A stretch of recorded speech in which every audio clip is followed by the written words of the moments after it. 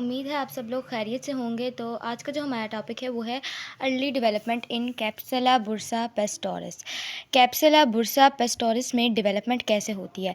सबसे पहले तो आप ये देखें, डिवीज़न होती है ओस्पोर की, फिर फॉर्मेशन होती है सस्पेंसर की और रेडिकल की, फिर एक ऑक्टेंट बनता है। ऑक्टेंट मीन 4 सेल्स का एक 4 सेल्स की एक जो बनती है 8 सेल्स की एक जो बनती है एक मैस सा बनता है, उसको हम ऑक्टेंट कहते हैं मेनली।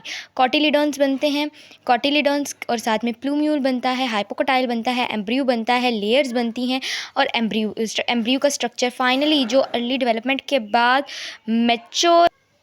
तो सबसे पहले क्या होता है कि एक जो ओस्पोर होता है, ठीक है, ओस्पोर इन साइज़ में इंक्रीज़ करता है, साइज़ इंक्रीज़ होता है ओस्पोर का, और ये ट्रांसवर्सली डिवाइड करेगा। मतलब इस तरह की डिवीज़न जो होती है उसको ट्रांसवर्स डिवीज़न बोलते हैं।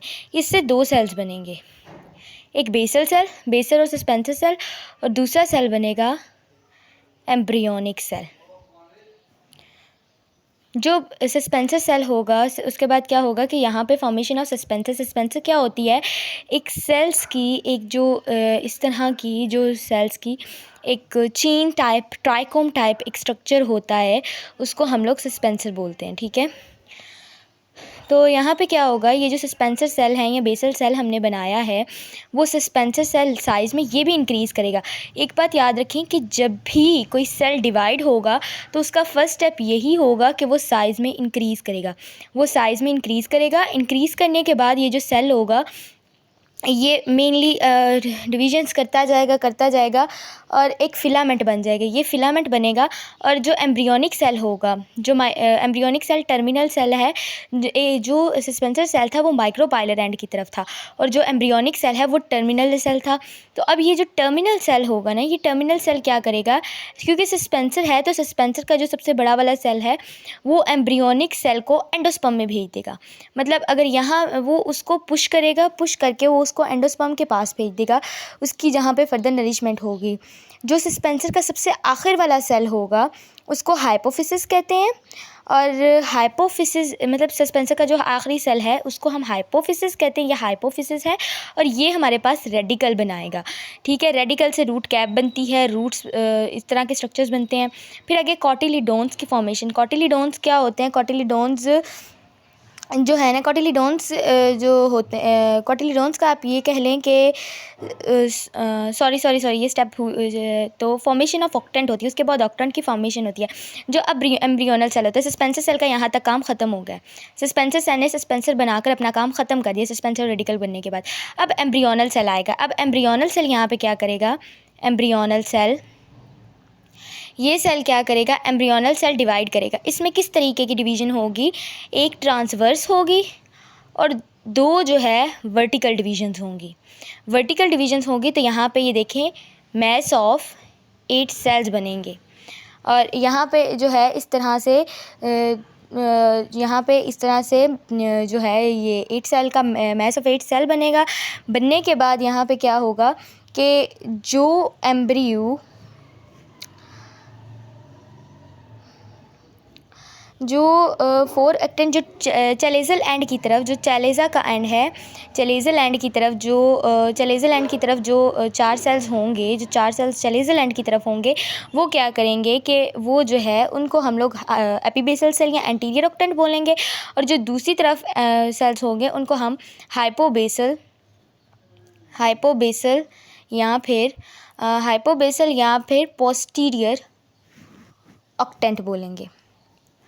उसके बाद होगी जो एपीबेसल सेल होंगे ना, एपीबेसल सेल जो चलेज़ल एंड की तरफ सेल होंगे, वो सेल क्या करेंगे, वो हमारे पास कॉटिलिडोन और प्लूम्यूल की डेवलपमेंट करेंगे। एपीबेसल सेल क्या होगा, एपीबेसल सेल डिवीजन करेगा और एक सेल्स का मैस बनाएगा, जो कॉटिलिडोनरी सेल्स का होगा उनका एक मैस बनेगा, कॉटिलिडोन बनेगा। कॉटिलिडोन मैस ऑफ डिवीजन होगी, मैस ऑफ सेल बनेगा जिसको हम प्राइमरी कॉटिलिडोन कहेंगे, प्राइमरी कॉटिलिडोन, और फिर साथ में ही एपिकोटाइल बनेगा।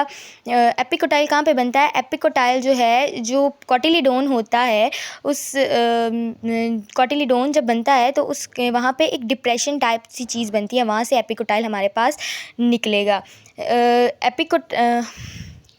इसी वजह से कहते हैं कि प्लूम्यूल जो है वो डाइकॉट इन ओरिजिन है, मतलब प्लूम्यूल की ओरिजिन जो है जहाँ पे कॉटिलीडोन होगा वहाँ से प्लूम्यूल निकलेगा। हाइपोकोटाइल, हाइपोकोटाइल हाइपोबेसल सेल, जैसे नेम ही इंडिकेट कर रहा है, एपीबेसल ने अगर हमारे पास एपीबेसल सेल ने अगर हमारे पास एपीबेसल सेल हैं, उन्होंने हमें एपिकोटाइल दिया है, एपिकोटाइल दिया, तो हाइपोबेसल सेल क्या करेंगे, ये हमें हाइपोकोटाइल देंगे। ठीक है, तो यही मेन प्रोसेस होगा। द हाइपोकोटाइल्स के हाइपोबेसल सेल ऑक्टेंट बनाएगा, डिवीजन होगी और उसके बाद मेनली हाइपोकोटाइल बनेगा। और हाइपोकोटाइल की जो टिप होती है, मतलब एक कोई ये हाइपोकोटाइल है और हाइपोकोटाइल इसी को ले लें, इसको like if it is a hypocotyl, अगर ये हाइपोकोटाइल है तो इसकी टिप पे ये जो चीज़ होगी, यहाँ पे एक रेडिकल होगा, यहाँ पे एक सेल होगा जिसको हम रेडिकल बोलते हैं। उसके बाद फोल्डिंग ऑफ एम्ब्रियो। अब एक सोचने की बात है कि इतना बड़ा एम्ब्रियो एक छोटे से सेल में कैसे आ जाता है। ठीक है, ये कुदरत का एक निज़ाम है जिसको बहुत ज़्यादा जो है हम लोग कह सकते हैं कि बहुत सोच समझ कर एक बनाई गई चीज़ है।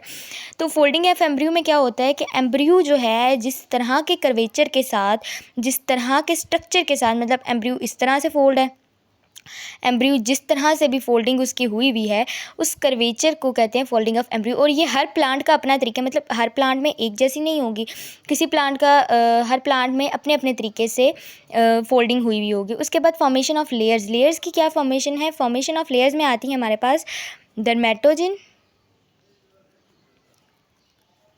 पेरिब्लम एंड प्लीरोम, ये 3 मेरिस्टेमेटिक लेयर्स हैं।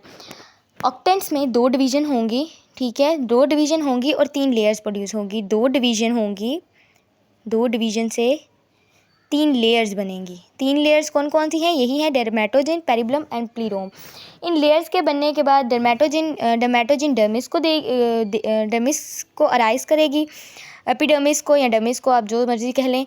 प्लीरोम जो है, प्लीरोम हमारे पास